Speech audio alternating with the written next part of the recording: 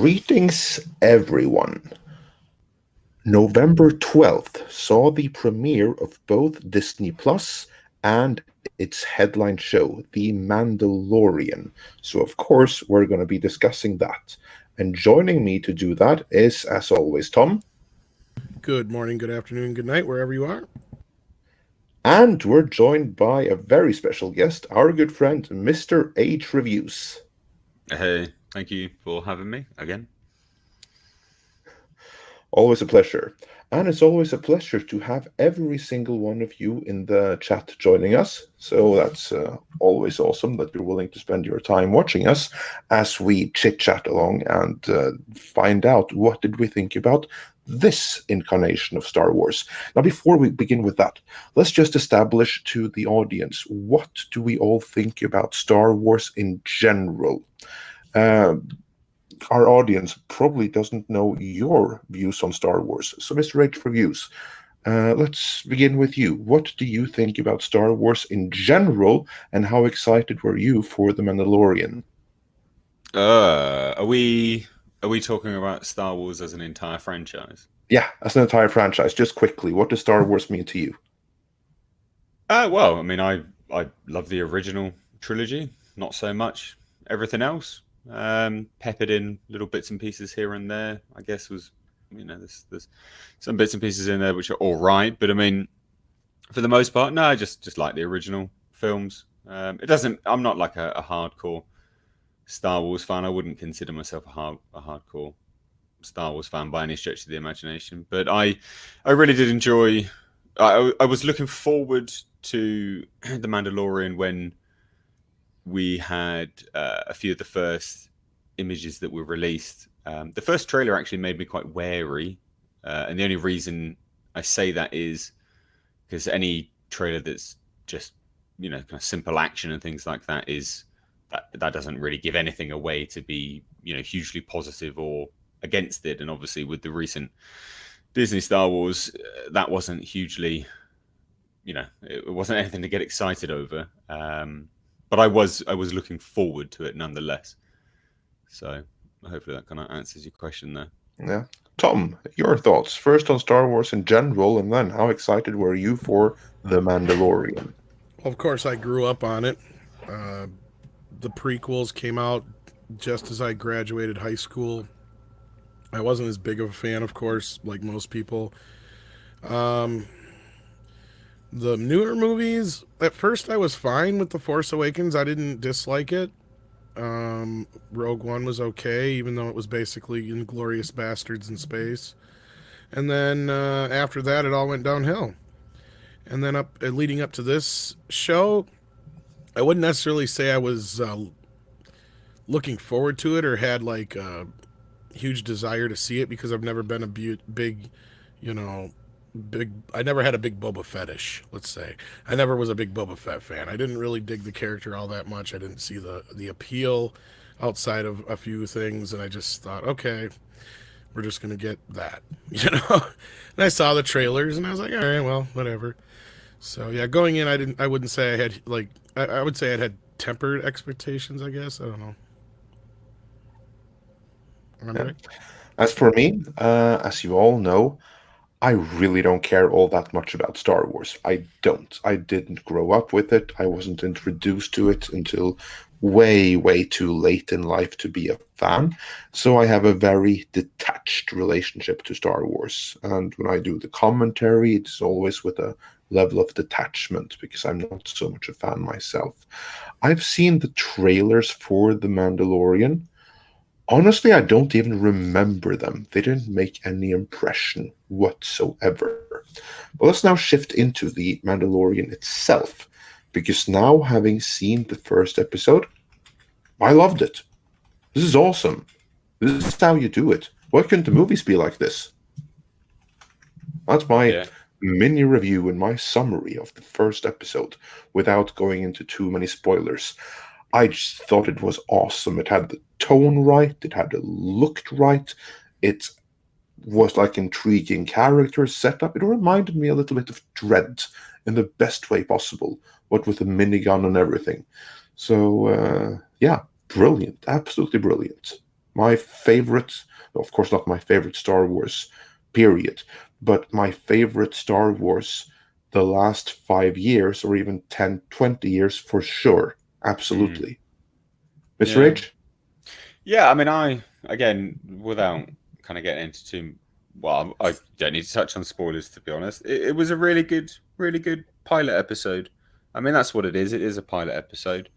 Um, Although I don't think Lucasfilm did it on that. I think they ordered the whole thing to series anyway. But it does look like a typical pilot. It runs like a typical pilot, and I think I don't know. I just really enjoyed it. It had. It's not original because it is very much in the vein of the original movies, but it doesn't need to be original. It moved along nicely, good pace. I thought overall, just yeah, really good. It was intriguing. Werner Herzog in anything is epic. I mean, I said in my review that man can narrate someone sat on the toilet and you'd be engaged and you would listen to it. I think most people would probably universally agree with that. So I have to yeah, say, Werner Herzog freaking rules, and it's always a pleasure to yes, see him in anything, whether it be this, or it be the Boondocks, or best of all, his own movies, or documentaries. But just having mm, him there, my God, massive thumbs up. yeah. I do have some issues with it overall. I mean the uh, again, not too many spoilers, but I mean, just some of the CGI was a little bit off. Um, but the thing is that because the story was so good, I didn't, or that I was engaged with anyway, I didn't care about the off CGI. And I just think this is kind of bittersweet because this is incredibly embarrassing for Lucasfilm because it's so good and the entire eight episodes a season has had $120 million spent on it, and in this 38 minutes, it has absolutely pissed all over the current movies that have been going on. So it's a bit bittersweet, really. It's incredibly embarrassing for Lucasfilm, but yeah, I mean, I'm glad it exists, and yeah, it can go either way. Like, I think it could go downhill, or could be continue on this trend of being fantastic. But I'm going to give it Yeah, the benefit down and watch it on a weekly basis. yeah, we'll be discussing that. Tom, your thoughts? My spoiler-free review, which I'm sure we'll get into spoilers here as we get going. But first reaction, I didn't like it as much as you guys did. It had good moments. I really noticed the bad CGI that stuck out to me. The good stuff though was like they had some really great uh, practical effects. Like the Nick Nolte character was awesome. He felt very, Star Warsy, and not member berries. There was a lot of member berries though, especially within like the first few minutes. Other than that, though, it was all right. I mean, I wouldn't say it was horrible. Sad part is we should have started out with something like this leading into the new trilogy to where they had a little more time to prepare, and I still say they should have just filmed all three movies at once, but that's just me. But anyway, that has nothing to do with this. As far as this goes, I'm interested in it to a point. Yeah, I'll definitely give it a shot for a few more episodes and see how it goes.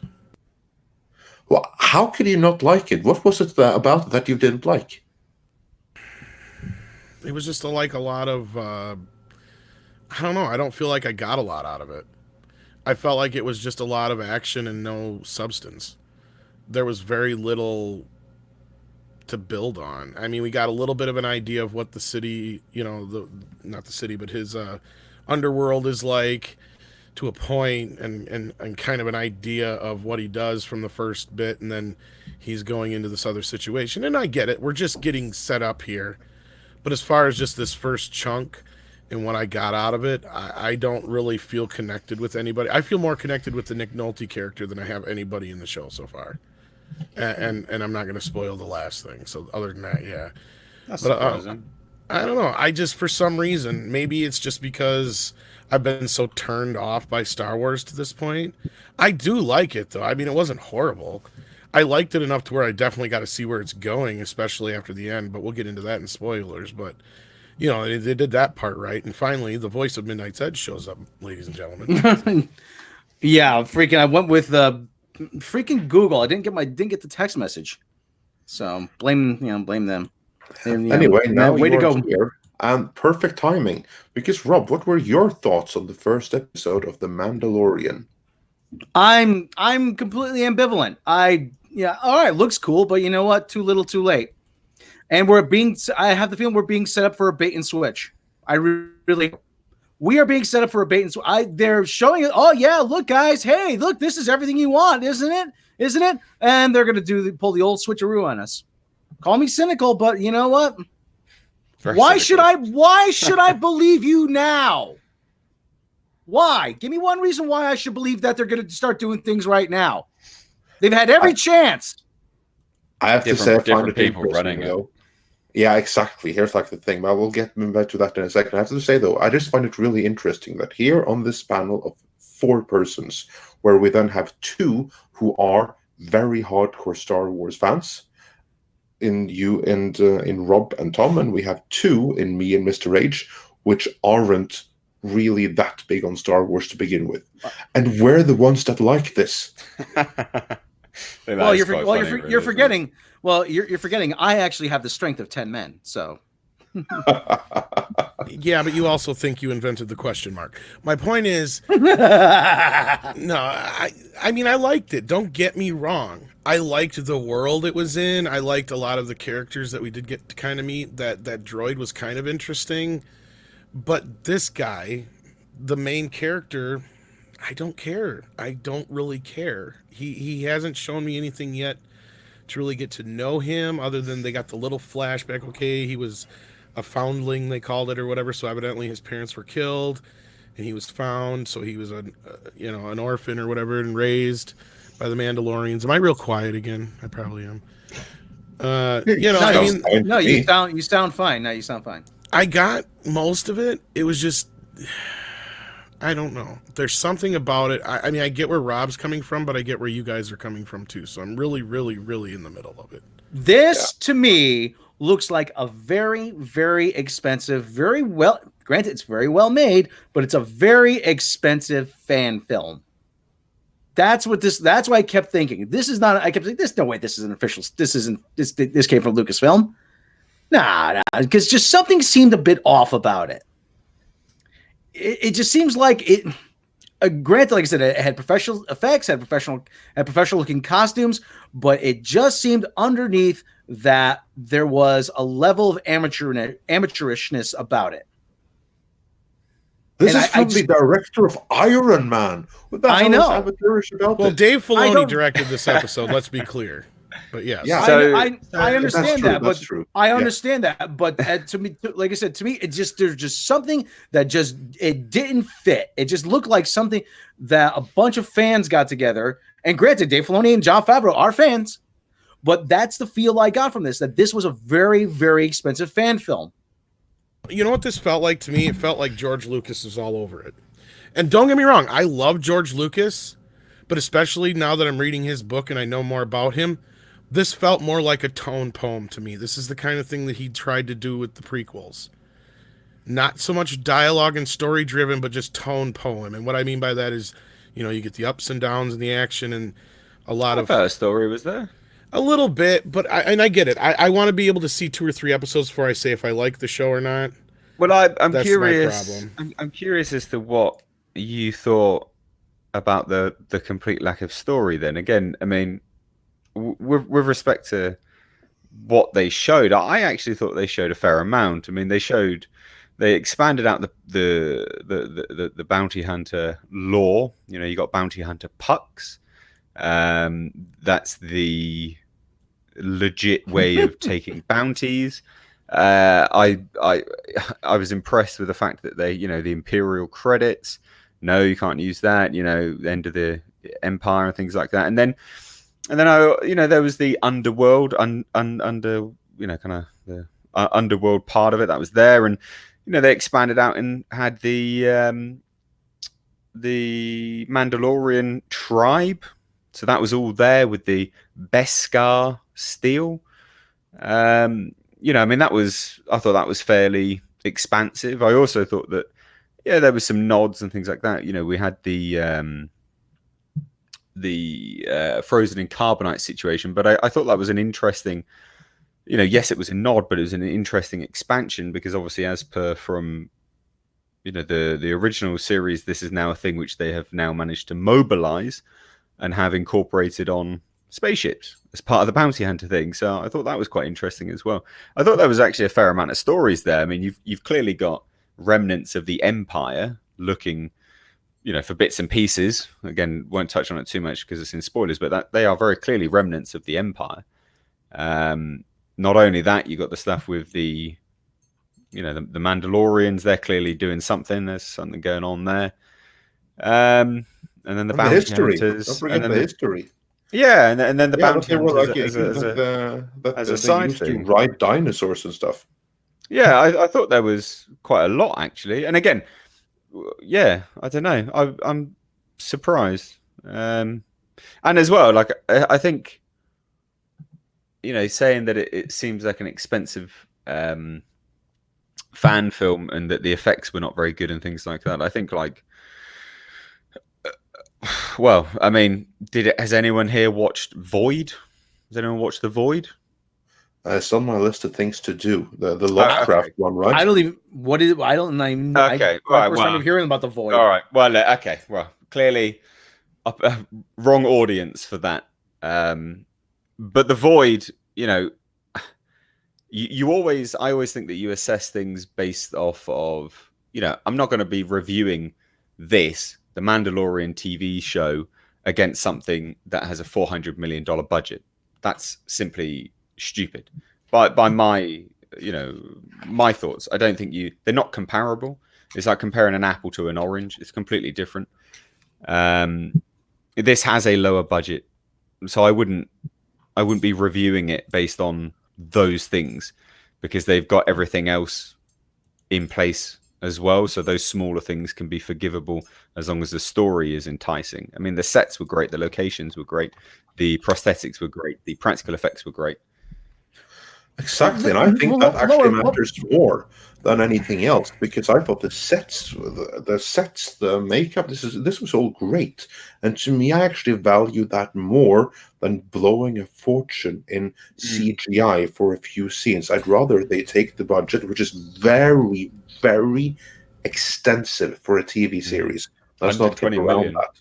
Yeah, I guess my biggest problem with it is, and all those things you said are great for the most part. But I just hope that everybody's not just all on board with it and think it's so cool now just because they sharpen the teeth again for Star Wars.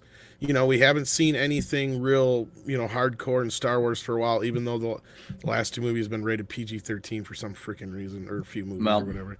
And then you see this and okay, yeah, we finally get to see a body count and some other things, and it's like, okay, so just because it's a little more grown up than what we've seen, I just hope people don't see that as quality of story. I mean, I want to be fair to it. I want to see 2 or 3 episodes before I judge where we're going with this, because we're left in a place where we don't quite know what's going to happen, obviously, because that's the way shows are set up. And I'm just one of those where I don't really know if I'm going to like a show until I see it 3-4 episodes in. I mean, I don't know. There's just nothing that really extremely grabbed me in this. It just felt like John Wick in space, I guess. I don't know. How is that another thing too? Because I don't have any fucking interest in this character. At least John Wick, I felt sorry for him. I don't really care why I should care about this character other than he's an orphan. That's really it.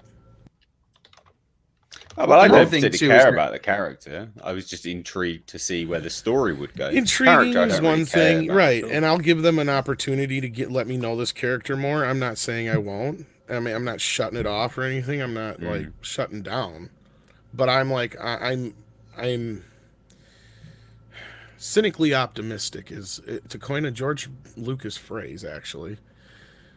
Or to use a coined George Lucas phrase, I'm a cynical optimistic when it comes to this shit, especially like I see where Rob's he's waiting for the rug to be pulled out from underneath him, just like everything every time the last few years with Star Wars. Actually, even since the prequels, to be honest with you, but even that wasn't this bad as we've gotten with Last Jedi and Solo. Yeah. I should also, like I said, like Tom said, I'm waiting for the rug to be pulled out. And the other thing too is that if you do like, okay, let's say this does turn out to be great. Okay, let's say I'm wrong. Let's say all the doubters are wrong. This turns out to be the best Star Wars production yet. This should piss you off more, because if they were capable of this from the beginning, then why didn't they do it? I can tell you exactly why. And people. Mr. H, so can you. So just take it away. Well, it's just different people behind it. It's being managed by completely different people, and this is why I said it's a bit bittersweet, because yes, this shows what is possible, but it's the funny thing about this is that if this is a success, it really does put Lucasfilm in a very tight predicament, because it's going to be a case of, well, we're now exposed, the actual weak element of the people behind the major movies, and that's Kathleen Kennedy. It's completely different people handling this. Exactly. It is literally, it's almost as if it's being built off and controlled by people down the street. It's as if they're in a completely different building. That's how far removed this is. So that's why it's completely different. And I think that this, if it is good, I think those people that dislike the current movies need to support this more, because again, it really does put a rift, I would say, between Lucasfilm and the current controlling heads. And kind of, yeah. Yeah, I agree completely. I agree completely with that, because basically this is run by Dave Filoni. Of course, you have Jon Favreau as well, but really the one who's like the caretaker of Lucas' legacy has been for a very long time now Dave Filoni, who's been running the animation division. And I think that the greatest mistake that Lucas ever made wasn't selling Lucasfilm to Disney, but it was in appointing Kathleen Kennedy to run Lucasfilm instead of Dave Filoni. That's what Lucas should have done. And what we're seeing right now, what we're seeing right here, as Mr. H pointed out, we're seeing the movies run by Kathleen Kennedy, and we'll be seeing the TV division, which, well, yeah, on paper, that's supposed to be run by Kathleen Kennedy too, but in practice, it's run by Dave Filoni. Yeah, and I think we'll be seeing a huge difference in quality on TV on Disney Plus compared to what we've been seeing in movies, which is a good thing, because after Rise of Skywalker, the movies will be on a hiatus for 3 years on paper. Whether it ends up longer than that in practice, we don't know yet, not with the Benioff and Weiss trilogy being gone. So it really is going to have to work on TV. And in the hands of Dave Filoni, I certainly think they're off to a good start. I really enjoyed what they did in this episode. Of course, yeah, we'll see how it turns out from here. But again, this is a different Lucasfilm. This is not the same Lucasfilm that did the movies. That's why it's different. Yeah, I mean, they make that apparent with the opening as well. The only thing I could think of when I saw the Mandalorian pucks was new from EA. It's Star Wars Mandalorian hockey, for PlayStation and Xbox. That's it seems just like an obvious kind of, I couldn't think that there was going to be some sort of product attached to it. Yeah, it just, I mean, most of the items in the Star Wars universe you can compare to stuff like that. I mean, yeah, well, most of it when viewed. Look, I'm gonna no. Star Wars is a vehicle to push plastic. We all know that. Well, no, I was just gonna say, look, I absolutely hate most of the Star Wars stuff that's been coming out, and I make no qualms about it. I literally just released a video on my channel. Rian Johnson, the man, the myth, the man baby, for God's sake. Right? So, I'm happy to trash shit when shit's there. And I viewed The Mandalorian with a very cynical lens up until its release. But, I removed the cynical lens and put an objective lens on when I watched it. And I think most Star Wars stuff, when viewed through a cynical lens, will look quite shit, to be honest. I think you can compare most things to being terrible. And childlike, or just certain bits and pieces here and there which could be comparable to nonsensical everyday items. But I think, I didn't mind the bounty pucks. I don't know. Well, but the other thing too is, like I said, if it is true that, okay, and again, like I said, if this turns out to be good, and I'm still preparing for it to go off the rails somewhere, call me cynical, call me a curmudgeon, call me whatever you want. I am fully prepared for this to have one of those moments where it just all goes to shit. Because as you know, Kathleen Kennedy cannot resist putting her greasy little mitts on anything. But she has no power over this, not in reality. Yeah, she's not able to. Well, still, I mean, I'm still prepared for something to go horribly wrong. Yeah, that's fine, but yeah. I mean, but if this does, I mean, if this does do well, I mean, the pressure is going to be back on the rest of Lucasfilm. Yeah, but I think the pressure is already going to be on, because you got to remember, and it's not just this. I think there's been a few things which have been strategically happening recently. You got to remember, Feige's been announced to produce a Star Wars film. He's not going to be reporting to Kathleen Kennedy. This is a man that reports directly to Bob Iger anyway. So that alone would have been a test, I believe, by Disney to say, oh, okay, well, look, let's put someone else in charge of a movie outside of Kathleen Kennedy, outside of Lucasfilm. Let's see what he produces. Is it good? Oh, yes, it is. Oh, where's the weak link? Oh, Kathleen Kennedy. Same with this. It's exactly the same with this TV series. If this proves to be a success, again, it just raises, it literally just exposes the weak link of the chain. And that's nothing but positive, quite frankly. Again, if anyone really loves Star Wars, you should really be singing from the same tune. And I don't even give a shit about Star Wars. So yeah, that's the irony. Neither do I. And yet here we are praising this. Well, we are more or less. We're on we're on the same side of the coin, but we're just looking at it from in a slightly different light. But the whole thing is, and again, we hate to keep going to Kathleen Kennedy, but she has a built-in excuse that she'll fall back on toxic man babies, toxic masculinity, yada, yada, yada. I'm leaving to go work with the Me Too movement. But again, they had the chance to do this from the very beginning. You could have brought in Dave Filoni. The biggest problem with Dave Filoni is that he was already working on the Star Wars project.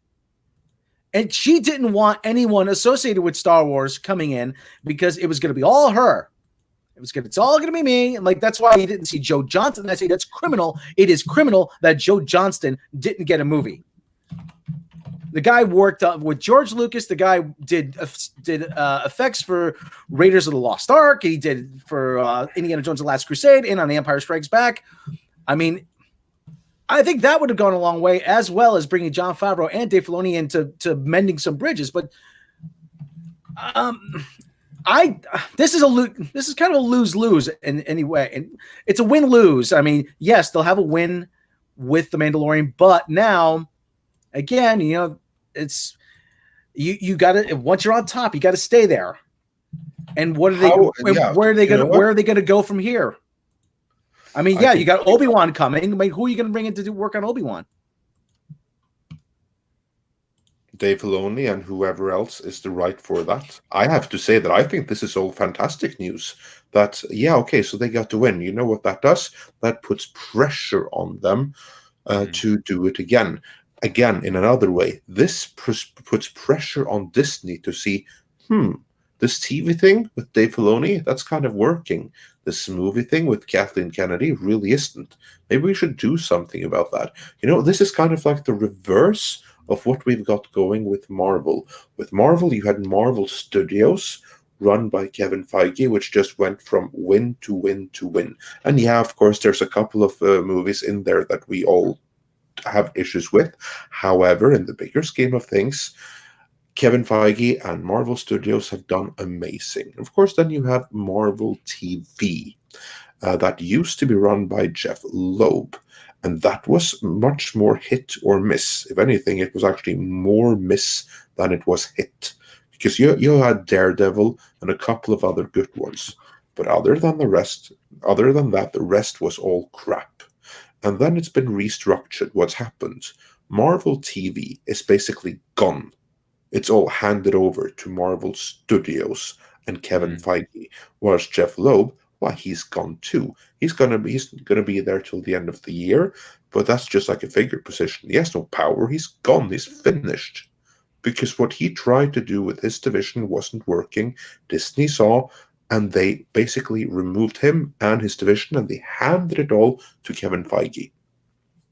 Mm. If Star Wars really works on TV, just you wait and see Dave Filoni be promoted to take over Lucasfilm in its entirety, including the movie division, after Kathleen Kennedy. Just wait and see.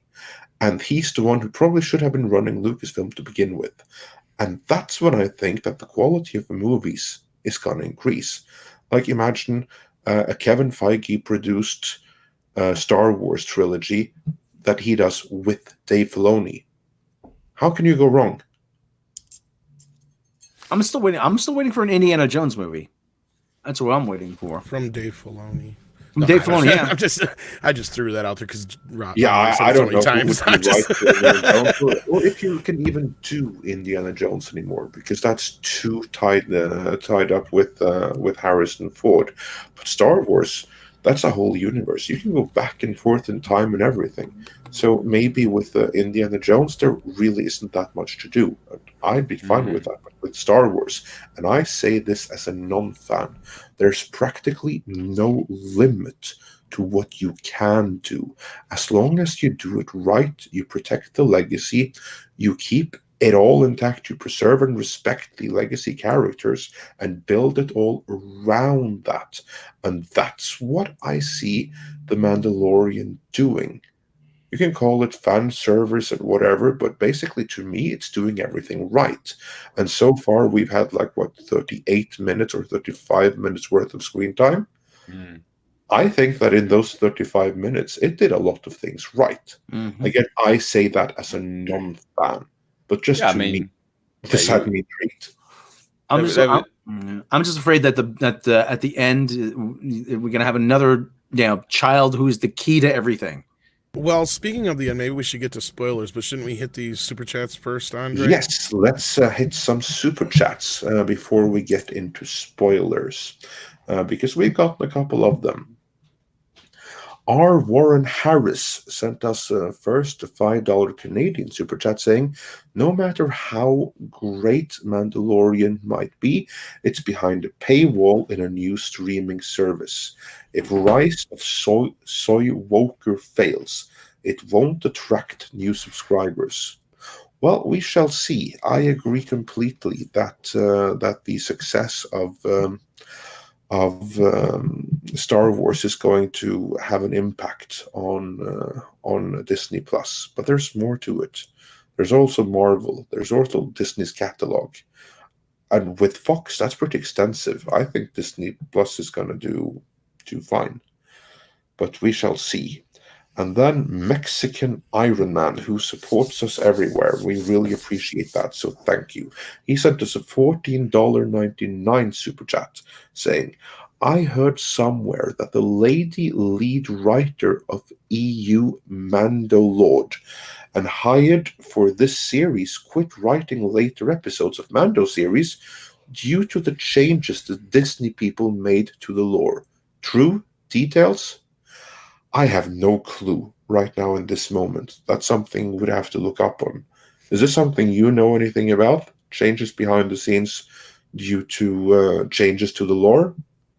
Tom, Rob, Mr. H, you know anything about this? Well, I mean, in my immediate observation from that is the woman was an EU writer, if that's right. I mean, changes to the law for the EU is, I mean, I don't perceive that as being a massive issue. To be fair, They discarded the EU. yeah, But they've been cherry Yeah. picking bits and pieces here and there. Exactly. Yeah. That's what they've been doing to I don't redo perceive it. that to be a problem, to be honest. Yeah. But, Yeah. I mean, I don't know. I don't know anything about Star Wars to be perfectly honest, outside of the movies. So it's not something that I'm familiar with. But again, I'm still part of the audience. So if I don't think it matters too much, then there'll be other people that don't think it matters too much either. Yeah. Tom, anything to add to that before we Not move offhand. on? I don't know anything about it offhand, so Yeah. I can't comment.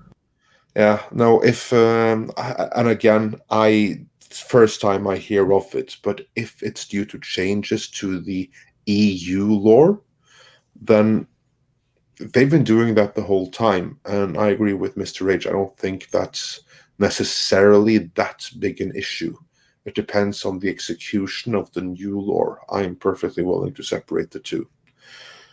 Ed S. sent us a $2 super chat saying, I appreciate you guys. Keep up the good work. Oh, thank you. We appreciate you too. Every single one of you that spend your time watching us. We really appreciate that. And then Panels and Borders sent us a $5 Canadian super chat saying, I enjoyed the first episode, but the main character is like an off-brand Boba Fett, like no-name cornflakes. I'm sure That's we'll my get to know him problem with later. it. That's kind of my problem, yeah. But so I find this comical because you guys are both fans, so surely you'd be thinking like, well, off-brand Boba Fett makes sense within the lore of Star Wars. I mean, I know limited stuff about Star Wars, but even I know that Mandalorians have certain armor, so they all do look very reminiscent of one another. They all do look and act very similar to one another. I mean, am I missing something? Yeah, I agree. What's the problem here? I don't you know have what I a mean? Boba fetish. I How? never thought Boba Fett was that fucking cool. No, I'm not talking about Boba Fett as a I know, person. but I'm that's just what this talking is. You have to remember. And I as a know group. Boba Fett's not even a Mandalorian, but that's what this is building off of. That's what this is. This is all banking on, is that everybody thinks Boba Fett is the badass of the universe. Okay, and generally, when everybody thinks somebody is a badass character of whatever genre, I tend to veer away from that character because I'm just like, yeah, okay. You know, and it's not, and I'm not even trying to sound like a hipster about it. It's just like, No. unless I see the appeal of that character, I really don't get it. And Yeah, sure. So I agree with you there, right? Yeah, sure. Boba Fett was a bumbling idiot, but then what they've shown us of the Mandalorian in this movie is that in this series is that he is actually quite adept, and he is quite skilled. So again, surely you would like that because to a point, I guess. Well, here's the thing: it's like you just automatically assume that and I think it's speaking to the fact that Rob and I aren't as on board with it, is because here's the thing: we want shit in Star Wars that is cool, and we want to see, right? Certain aspects of this are cool, but they've drug us along for so long. We've wanted an Obi-Wan series, and they gave us Rogue One. Or an Obi-Wan movie, and they gave us Rogue One. You know what I mean? This is kind of where we've been this whole time. You know, just like anything else that George Lucas has done before this, he gave us an Ewoks and a droid series instead of a flat-out, straight-up Star Wars cartoon when we were kids. You know, this has always been just a point of contention, I think, with certain fans like myself, where it's like, you know, just give us a fucking Darth Vader series. You know, just give us something, you know, that is gonna pull us in, and we give a shit about a character, you know, a character that you could use that's around in the series that we give a shit about.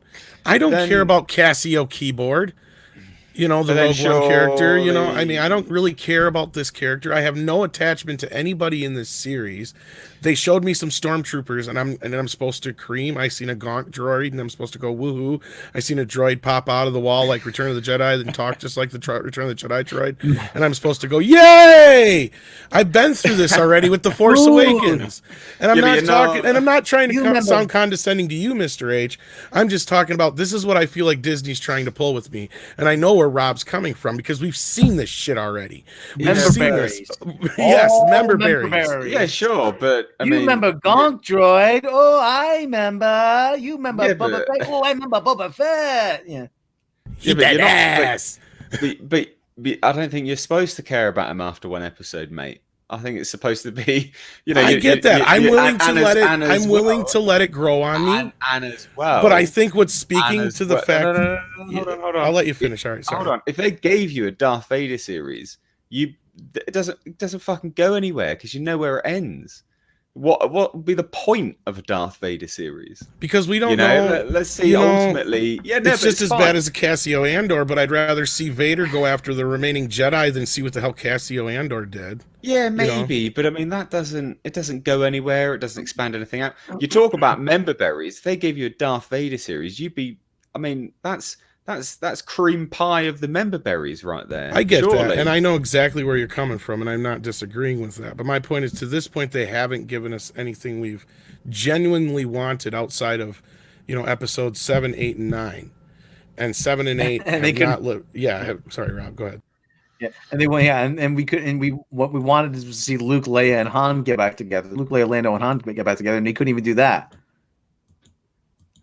I mean, that's what anyone really wanted. I mean, in all of this, and not only did they swing and miss, they missed by a mile. But it's, and I can't argue with that. I mean, I can't argue with what Mr. H is saying. But okay, granted, give me a character that has a connection to something or somebody I do give a shit about then. Now, this could be building to something. There was the whole thing where, this, and we can get into spoilers now since we're in spoiler territory. So warning to folks out there. I know we'll probably drop some viewers, but is this really setting up the rise of Skywalker in some way? Because that's what they said that this was supposed to do. Is that what we're going to see? Is a female Yoda come in at the end of Rise of Skywalker? Is that what it's all about? I mean, I don't get it. I'd never even heard of that, to be honest. I mean, somebody said something. I read some article that supposedly the end of the first episode ties into the last. Yeah, but it can't, because time span. It wouldn't make sense. This takes place right after Return of the Jedi, right? Or around that period. So, okay, well, you've got 40, 50 years in between there. Yeah, but you're not going to see a bloody 50-year-old Pedro Pascal, wandering about. No, but you'll see a little Yoda come in, and she's got Jedi powers beyond all means. That's what I'm talking about. But Hey, say that again, sorry. I said they'll have a baby, a young female Yoda come in at the end of the new Star Wars movie that has powers beyond means, though. I said after they reveal the Emperor. I could see something like that. I don't know. I honestly, I don't think this little Yoda thing is going to go anywhere, because, I mean, it can't possibly go anywhere, to be perfectly honest. I mean, it's not. Yeah, where is it going to go? The baby Yoda, he's not going to carry it around. If you think just from a narrative perspective, they're just going to carry it around the entire season. No, they'll turn it into whoever, and then it'll get raised by whoever. I get that. That's what I'm saying. But this, I wouldn't be surprised they tied those damn dice in from Solo. Yeah, again, but I mean that is the films, isn't it? And again, this is coming from someone that fucking hates the films. So, viewers, like, I'm not someone that's defending it, because I'm really not. But again, that's the films. I do think this is completely different currently, and again, it could go either way. It could be. And I don't know if it's a girl or a boy. I'm just, I don't know, projecting. But the thing is, when I saw that Yoda, I'm just thinking, oh, they're just jumping for it. They're just putting the Funko Pops in the show. They're not even going to try anymore. Because that's what it looked like to me, was a Funko Pop. You look at the Funko Pop Yoda and then look at that baby. They look exactly the same.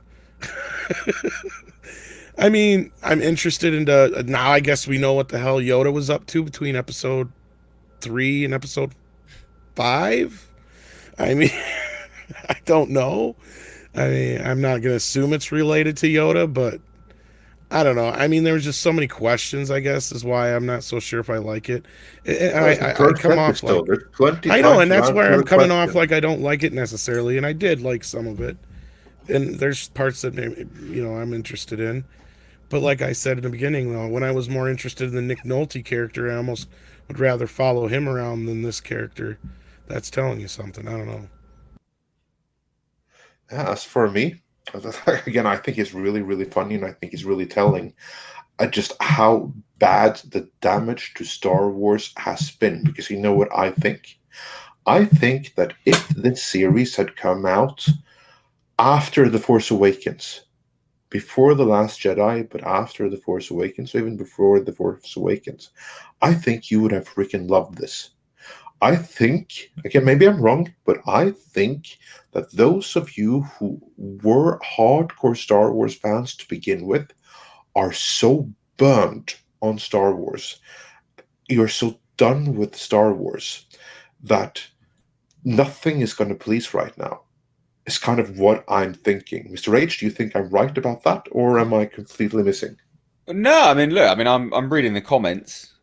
You've got people agreeing with me and you. You've got people saying that me and you are being apparently contrarian whatevers.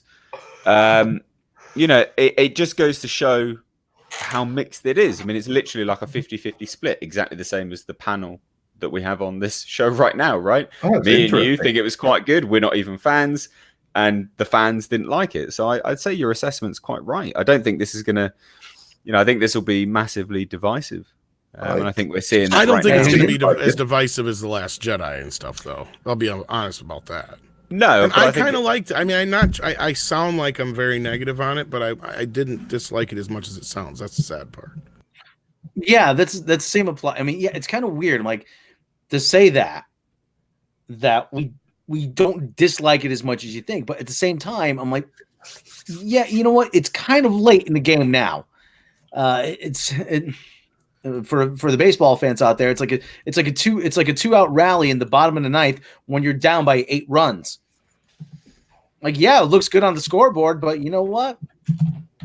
It's too little, too late. Way to go! You hit a double. Now hit fucking 6 more. That's where I'm at too. I understand exactly what Rob's saying. Totally. So then, what could they have done to please you? I don't know. I really don't know. This show is not it. This show is not it. That's the first and foremost thing. I think that's the biggest problem. I think sure, but do you know? I think just rip the Band-Aid off. Let's get Rise of Skywalker out of the way and be done with it. I mean, I think that's all we can do right now. I think at this point, the only thing I'm really looking forward to is the Obi-Wan series, and that's because that's one of the few things about the prequels fans agreed was good. But what if? Because again, like assessing all of your comments, right? No, because you said comments about the Vader, and then when I gave you my point of view on it, you said no, you can agree with that as well. A lot of your comments are about it being a retread, nothing new, etc., etc. Don't you think that seeing Obi-Wan Kenobi in a desert is going to be a bit of a retread? Do we know that's what it's going to be, though? Well, look, that's what I'm saying. We know that he didn't really leave Tatooine, don't we? I mean, even I know that with my basic, with my basic Star Wars that we know of, as far as that. I don't know. I think Andre summed it up perfectly. People. I think it's difficult to please you guys currently at this point in time, because what I'm getting at though is because you keep saying, okay, I get where you're coming from, and to answer what you're kind of getting at is the difference is we want to see the characters that we love or connections to the characters and events we love, but something new and different with those characters. And yeah, I get it. An Obi-Wan series may not show us something completely different, but we don't know. He probably took an adventure for a weekend somewheres. It's not impossible, Yeah, no, sure. But then when I asked you what they could have done to please you, that you didn't know. You couldn't come up with anything. At this point, I don't know. They've done fucked up everything that could have pleased me. That's the problem. Yeah. And Rob hit the nail on the head when it was you screwed up the opportunity of putting all our favorite characters at least in one fucking scene together. That's all that we asked for. We couldn't get that. Now you fucked up because you screwed up the last movie and you killed one of the characters, and then one of the characters you should have killed is actually dead in real life, and that's the biggest problem you have. So this contention. We're gonna have an Obi-Wan series. Now mind my heart, Luke. I'm off for a weekend on Canto Bight for blackjack and hookers. Now, the first thing is now. Don't get me wrong. If we get an Obi-Wan series and the first thing he does is run into some snot-nosed kid and say, "That damn Skywalker kid," I'm gonna be pissed. I don't want to see Kid Luke. I don't care about that part. I want to see Obi-Wan have another adventure on his own.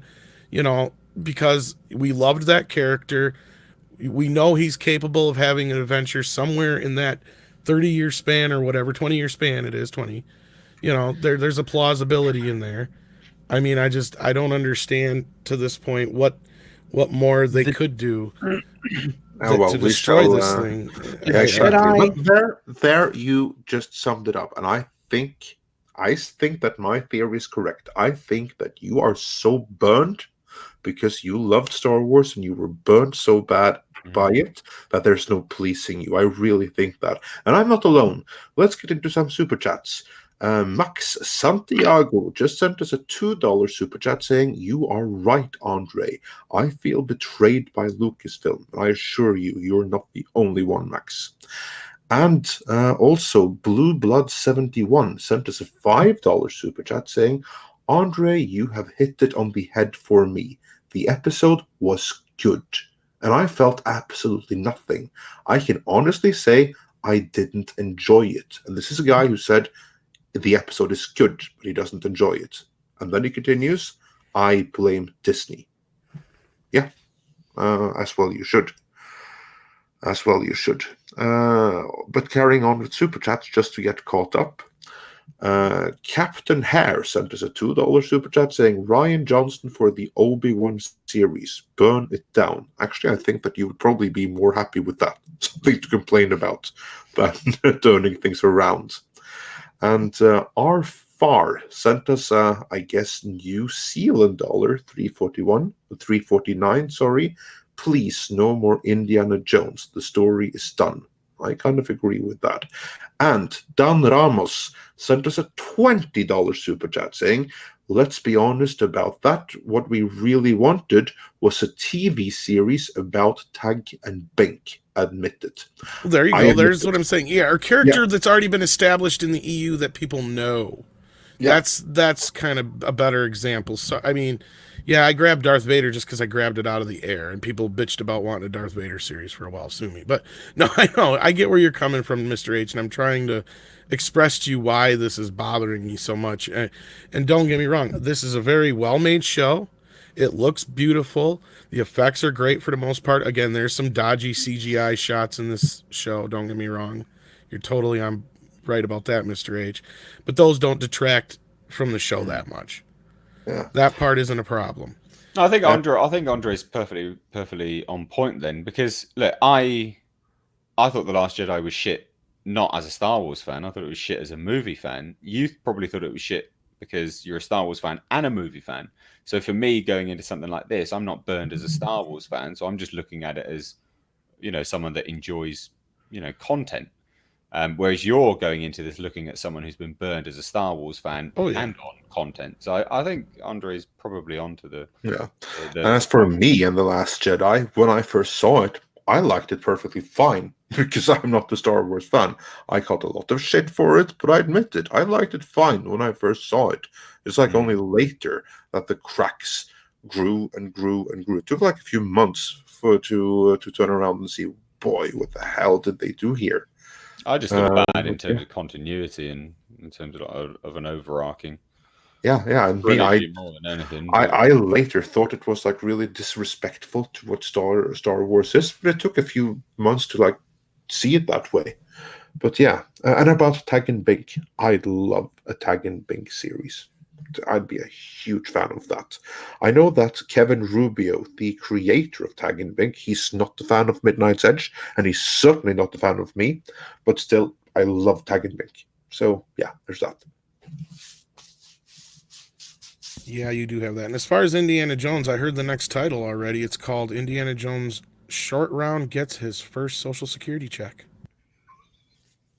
Oh, you missed a good female joke then. You could have been like the Temple of the Female. Indiana Jones. No, we've already done all those on when they were talking about Lady Indiana Jones.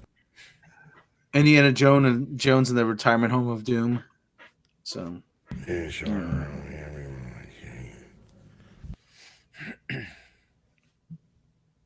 Yeah, I'm much more hopeful for Star Wars than I am for Indiana Jones, let's say.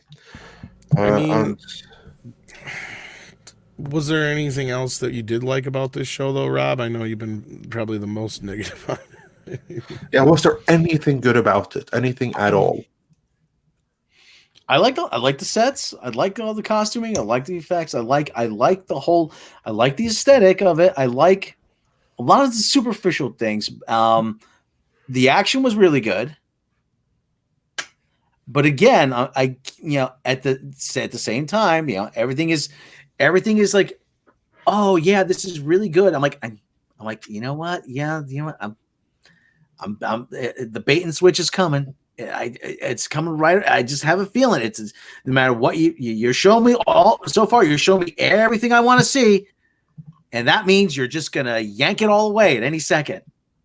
Ah, there we have it. That's the ultimate proof of my theory. Because you just said it, that you like this. You really like this, but you can't admit it because you expect a bait and switch and for it to be taken away. And you know what? If that happens, if there's a bait and switch, if like this Mandalorian is like killed off and replaced by some Superwoman or Proto Ray or something like that, and we get the same thing that we have on the big screen, then yeah, I'll be right with you. But until then, with the people in charge of this, I'm not so burned that I think that's going to happen. I really think that what we got in this first episode is representative of what we'll be getting for the rest of the season. If that happens, if we get the whole season without a bait and switch, what happens then? Will that change your view? I'll be more than willing to say, all right, you know what? I was wrong. It was good.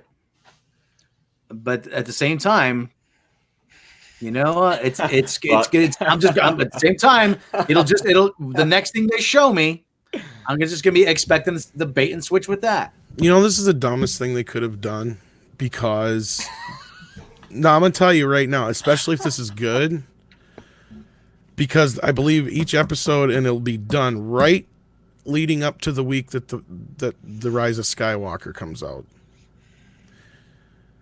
And if this is good and that is really bad, that's a good thing. It's a good thing for us. That's really good. Yeah, but we should hope for that. At the same time, I would say no. I'm the type of guy where if there's something on my plate I like more than my vegetables, I'll eat that last. I'll eat the vegetables first. I would rather get the shit first from Rise of Skywalker and get this afterwards as a palate cleanser. But you can always just go and watch it again. Too late now. That whole thing, yeah, I've already watched it now. I mean, and I'm not one who likes to wait for shit. You can't put the green milk back in the boobie.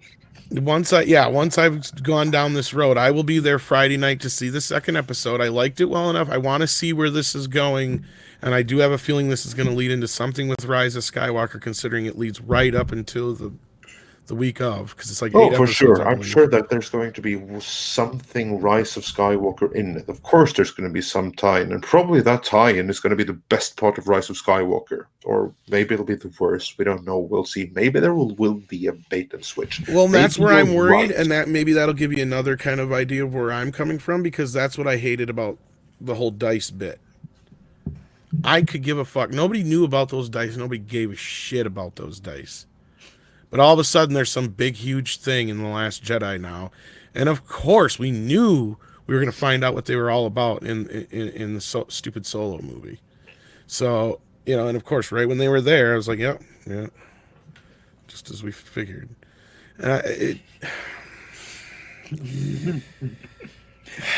Somebody just pointed out on Twitter that the blue guy looks like Mott the Barber from The Next Generation. I was gonna say that looks like something from Star Trek.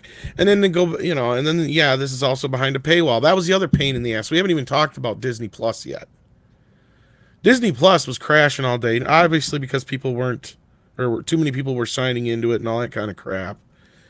But it took me a good 45 minutes just to watch the show. It took me longer to watch the show than the actual show. Yeah, it didn't take me that long. It took me a couple logins. That was it. Yeah, and then, it's just like, and then I'm looking at Disney Plus, and there's not a whole lot on it yet, unless there's search feature or something, because they don't have much on there unless there's another way to get into it. I think the functionality of it sucks. I think it's more partial. It's built to be more partial to Google Chrome than other browsers. I don't know. I tried using it on my PS4, so okay, well, so I could watch it on TV. Yeah, well, I'm hunched over in an uncomfortable chair, so there's another strike against it. So, yeah, well, Disney Plus. that's obviously very, very important to Disney going forward. It may be like the most important thing, that they've gambled shitloads on that working for them. And Star Wars is part of that strategy. So it's going to be interesting to see how that ends up working for them. And I'm sure that, of course, we'll never know the numbers, but I'm sure that they'll be announcing some kind of victory thing about something. I don't know. They'll find some way of Know the announcing numbers. that it's We a will know huge the hit without numbers. getting the numbers. No, but we will know the numbers because they do the quarterly financial calls. So we will actually know. It's not like Netflix where these things aren't publicized. It's not like Oh, I'm sure Amazon it where did these things well. aren't publicized. You know, we will actually find out the numbers eventually. Oh, cool. It Oh, that's crashed the awesome. site, so I'm sure it did well. It's Yeah. fucking Star Wars. It's not like Star Trek. You know, as far as it being behind a paywall, I understand it. I've always had to pay to see my Star Wars. It's not like Star Trek. It was always free on TV, or on TV I already paid for. You know, I mean, there's that side of it. And plus, Disney Plus is supposed to have other things that I will hopefully be into besides this. But I watched this. I watched Steamboat Willie in HD, and I watched half of that Jeff Goldblum shit. I didn't even look.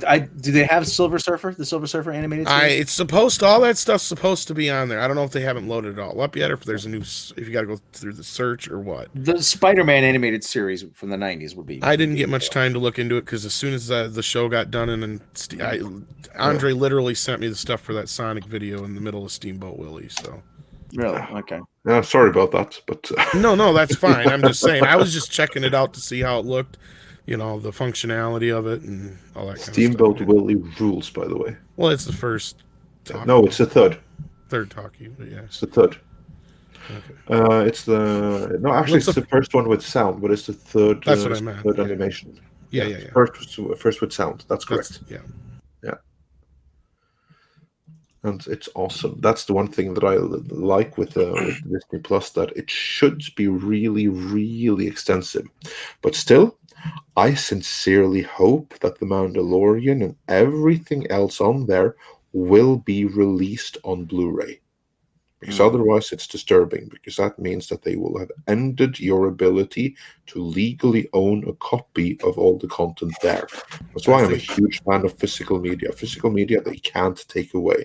They have it on Disney Plus. They can suddenly decide that, you know what, we're going to vault this. Then you have no legal ownership of it. I like to own my stuff. Thank you very much. There's two sides to this. I think you might be losing physical media, and myself, everybody, of course, because I think that's their plan. Yeah. Secondly, they said they're not vaulting anything anymore, so everything is supposed to be there all the time. Yeah, until they change their mind. Well, they've already vaulted a bunch of the Fox stuff, so that's bollocks, isn't it? The way that's the thing. The vaulted in those terms is just so people can't get them in public.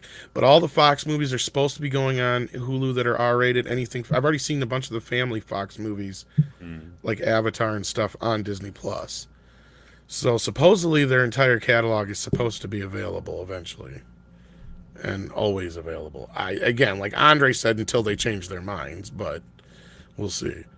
Yeah, because that's like the problem when the corporations make promises like that. That's only good until they change their minds. This is always the way. Just like they said, they're not going to be. They're putting all the Star Wars movies on hiatus, and I said, yeah, all the Star Wars movies not made by Kevin Feige are being put on hiatus. Yeah, exactly.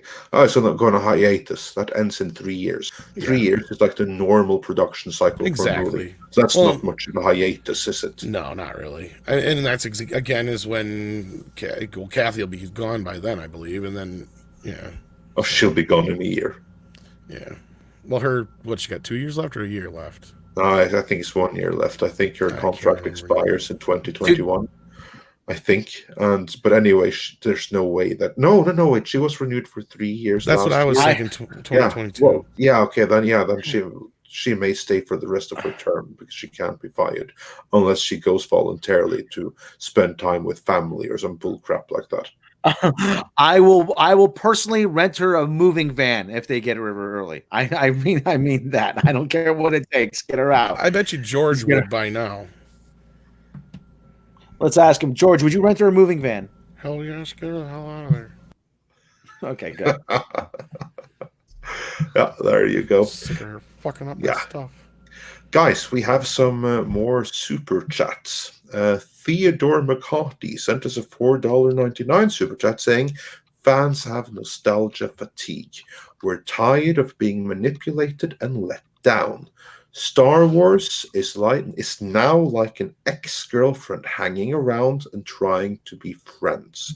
You know what? I really get that impression from the two of you guys. Well, and it's funny because I did that editorial, if you remember, one of the few I've Yeah, done on I After remember. Dark, Yeah. where I basically equated this whole thing right at, it was what, maybe a month, not even a month after Last Jedi come out, this whole thing to breaking up with somebody. Like, this is it, you know? Do you remember Wayne's? Do you guys, everybody here see Wayne's World? The psycho ex-girlfriend? A gun rack? I don't even own a gun. Not Stacy. or even Stacy. Yeah, he goes, get the net. It's just like, yeah, that's just like, it's like, if you're not careful, Wayne, you're gonna lose me. I did lose you. We broke up. That's what it means. Like, that's kind of what we're Star Wars. Yes, so I get where Rob's coming Yeah. from, and maybe that'll help a little bit more, Mr. H. This is the Mandalorian is that X knocking on the back door for a booty call. Yeah, there And we go. And it was kind of fun. Yeah. And now we're like, uh-oh. Our girlfriend ain't gonna like this. Yeah. You know. we got some more super chats. Let me just go through the rest of them before we carry on. Charles Klimushin. I'm sorry if I had botched your name, which I probably did. Since he has some kind words for me. Andre nailed it. I'm still fuming about Luke drinking blue-green milk and the destruction of my primary childhood hero. Yeah, I can absolutely relate to that. And let's see. Matros. He's a fellow Nordic because he sent us 50 Swedish krona, and he says the fear is they use this series to validate the same progressive worldview as the movies and thereby undermine the Star Wars universe even more. Yeah, that's the worry, isn't it? To a point, yeah. If I understand what he's getting at there, yeah. Yeah, well, basically he's getting at that this going to be politically driven as well, or rather ideologically driven, and suddenly it's going to be like this huge shift, and all the wokeness comes out. I think Rob's more afraid of that than I am. I'm more afraid of it. Just I'm terrified. Yeah, he's terrified of that. I'm not so much worried about that as I am it having it to ham-fistedly tie itself into Rise of Skywalker in some weird way. I hate that kind of crap. Yeah. You know, I mean, it was like the only part that made me groan in Batman Begins really bad was when they handed him the card and he goes, "I'll check into it." That bothered me. You know what I mean? Those kind of stupid things bother me. It's like, why do you do that? Especially in prequels and midquels. They really get annoying when you do that. So, I don't know. Anyway, Matros, tack så mycket for the donation. And let's see who else we got. Native Ronan sent us a full $14.99 super chat saying, "See, this is the crap that pisses me off. It seems like people only care about Jedi stuff. What about other characters and cultures of people? I want to see stuff other than Jedi stuff for a change. Yes, bring on the Mandalorian." Well, somebody had once said this about, but you got to be careful what you show, because somebody had said to me one time, "Oh, there's more going on than just the Federation and Star Trek." Yeah, but nobody wants to see anybody working on a freighter carrying cargo from Rigel 7 to Andromeda or whatever. You know, I mean, you got to be careful what you show. I mean, yeah, the Mandalorian is probably the more exciting features of this universe, but you know. It's the same reason why Star Wars Galaxies had such a problem. The PC game, the big MMORPG. If you chose Craftsman, then you got stuck making shoes on some backwater planet. Yeah, I guess. And finally, and the room goes silent. The room carries on to the next and final super chat before we're all caught up. Vlad Pirana sent us a $2 super chat saying The Last Jedi equals Mass Effect 3. No coming back now. Now, I'm not a gamer myself, other than for retro games, but I trust that Mass Effect 3 evidently wasn't anything to write home about. That's too much to unpack. I'll explain it to you another time. All right, cool. Anyway, guys, any final words on The Mandalorian and how excited we are for the future? Let's get with the negativity out of the way before me, Mr. H, and myself say what we hope for it. So, Tom and Rob, how excited are you for the next few episodes of The Mandalorian? He was half man, half DeLorean, and he kicked ass. I don't know. I mean, I'm looking for. I just hope it doesn't take a nosedive. That's what I'm hoping. I'm hoping for better. I really hope it gets better. So, I mean, if I start at this baseline, kind of where I'm at, it can only hopefully get better, not worse. I mean, I'm again, to quote George Lucas, I'm a cynical pessimist. So, yeah. I watched Major League this weekend, and there's a scene where the guys are expecting to get cut in the last day camp, and Serrano, the guy who practices voodoo, he has the snake and he's doing the symbol around and he's looking up and looking. I'm expecting, like I said, to open it up and find the red tag in the Star Wars locker that indicates that you're being sent to the minors again. I mean, this, and there's a whole thing about this is some guy's only chance at a shot at a championship. Some guy's last chance. I'm like, this is it. This is the last chance you got. Guys. You want to win me back? And I'm fully expecting you to F it up. Yeah, Mr. H. I don't know. I'm looking forward to it. I think it has the potential to go either way. I'm very happy with the people behind it and the direction that this current pilot took. I think that I take the criticism on board with respect to being burned on things. So, I get that. Of course I do. But I think this was good. I think it dropped you into a self-contained story. It didn't overload you with needless exposition. I think, again, going back to some of the earlier comments, I do think it's funny that a lot of, you guys clearly did actually like it, to be honest. A lot of the stuff that you're saying is what I would imagine things that you would actually be praising other things for, and I think it's simply just because of, and again, I'm not devaluing I did like your the Western opinion feel in any of it. way, shape, or form, because that's not my intention. But I just think it's the fandom thing, and I think that's completely reasonable, and it's completely fair. I'm looking forward to it. I think it's good for now. It's been good. They've hooked me in. I do want to see the next episode, and I think that's good enough for someone that doesn't particularly care about Star Wars. Yeah. I agree with that sentiment. I also, as a non-fan, I actually look forward to this. I look forward to following this series.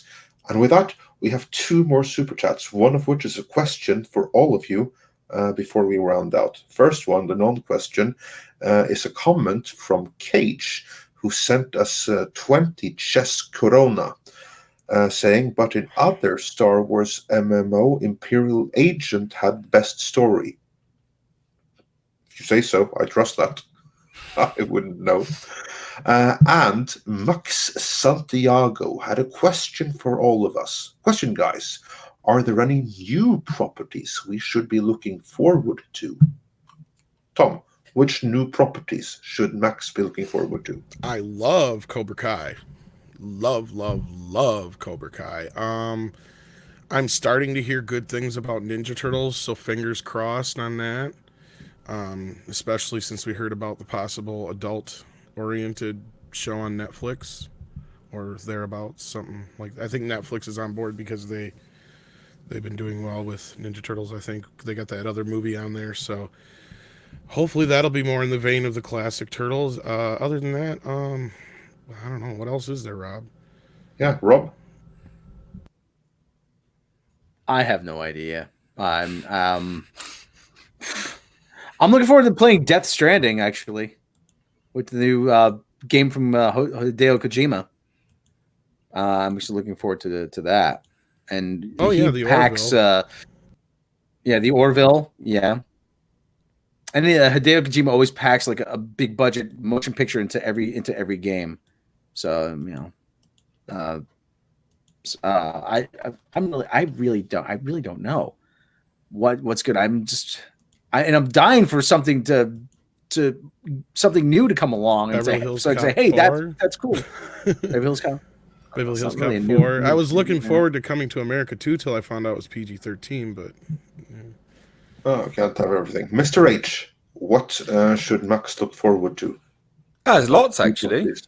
I mean, it might not be your cup of tea, but I mean, we had the a very interesting trailer for The Color Out of Space with Nicolas Cage that was released fairly recently. Lovecraft, quite literally an adaptation of the Lovecraft story, and not only that, but we had the Elijah Wood and Dan something, who are the heads of production behind it, have announced that they are looking to do a Lovecraft expanded universe, which is again absolutely fantastic. It's right How for the picking. awesome is that? I was hoping Yeah, you would it's bring incredible. that up. My God, I can't wait for that. Yeah, genuinely, really, really good news. And then again, to follow in the Lovecraft theme, if the person asking the question enjoys games, well, I'm currently playing Moons of Madness. That's a very, very good Lovecraft game, inspired game, but heavily Lovecraft inspired actually. That's very, very good. I'm really enjoying that, and it's I think it's on offer on Steam. So there you go. There's a whole bunch of content. Oh, Rick and Morty, actually, season 4 just started. yeah, and Ghostbusters 3 and Bill and Ted 3. And actually, it's not. Well, it premiered last year. So I finally started watching Final Space season 2. If you haven't seen Final Space, it's very good. As for me, I second Mr. H's suggestion for a Lovecraft cinematic universe. God, I hope The Color of Space is successful enough that we actually get a Lovecraft cinematic universe. How awesome would that be? On that note, again, if you're not into horror, then forget all about this. But Seth MacFarlane is developing Clive Barker's Books of Blood. I don't recall right now if it's for a movie or TV series, but either way, It's a movie. Oh yeah, fantastic! I mean, there was a previous attempt at basically adapting the Books of Blood to movies, and none of them were really any good. But what's going on with Hellraiser? Because isn't it about the time he could get the rights back to that if he wanted? No, there's two things going on with Hellraiser. There is Spyglass Media Group have announced a reboot movie. So that's one thing, and then the rights for the TV aspect are owned by two completely different people. Yeah, I remember and they are TV. Yeah, they're already scoping out for directors. A few of my, I know some directors that have actively gone and have had meetings for it.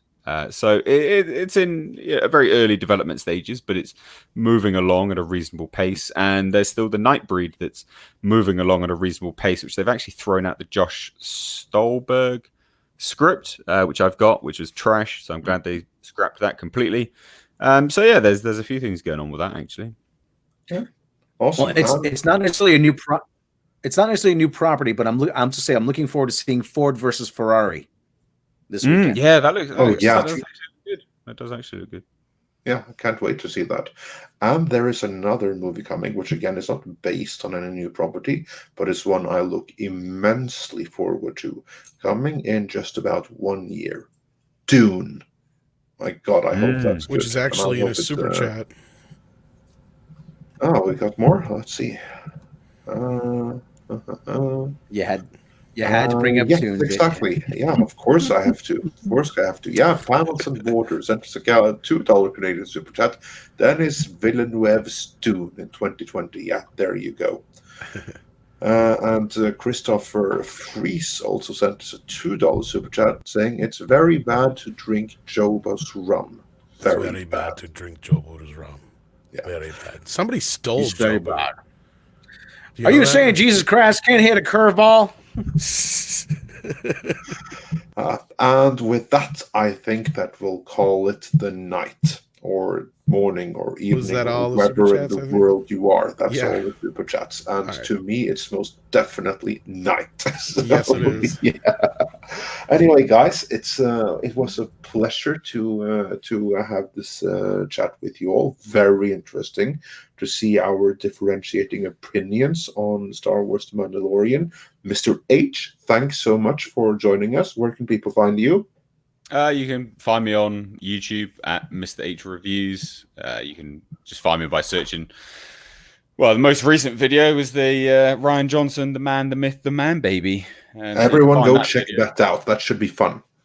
Yeah, it is quite a good one, actually. Yeah, and just on Twitter as well at Mr. H Reviews. Yeah. Brilliant. Okay, everyone who were in the chat, thanks so much for joining us. It's always a pleasure when you take time out of your day to watch us rambling, and we really appreciate that. So, on behalf of everyone, I'd like to thank you all, guys. Any final words?